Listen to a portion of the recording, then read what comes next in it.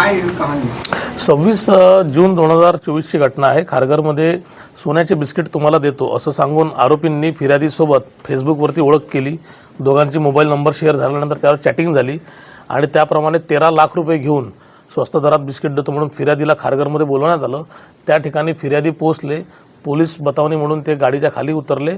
फिर्यादीला kidnap करून तिकडनं ते घेऊन गेले आणि त्याच्याकडचे असलेली 13 लाख रुपयाची रोख रक्कम लुटली आणि फिर्यादीला गाडीच्या बाहेर काढून त्यांनी टाकून ते तिथनं पळून गेले। तांत्रिक तपासावरनं आम्ही याच्यामध्ये टोटल 7 आरोपी अरेस्ट केलेले आहेत आतापर्यंत। गुन्ह्यात वापरलेली गाडी आणि गेलेली रोख रक्कम यापैकी काही रोख रक्कम ही पोलिसांनी आतापर्यंत जप्त करून 12,29,000 रुपयाचा मुद्देमाल जप्त केलेला आहे।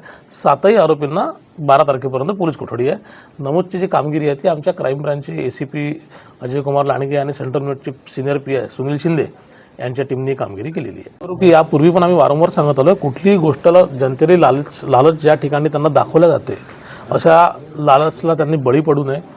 जी गोष्ट मार्केटमध्ये ज्या रेटला उपलब्ध आहे त्यापेक्षा जर कोणी कमी रेटला देत असेल किंवा ती इझिली अवेलेबल करून देत असेल तर त्या ठिकाणी 100% आपली फसवणूक होणार आहे। हा एक ट्रॅप आहे, हा जनतेने ओळखावा व अशा कुठल्याही ट्रॅपला बळी पडू नये।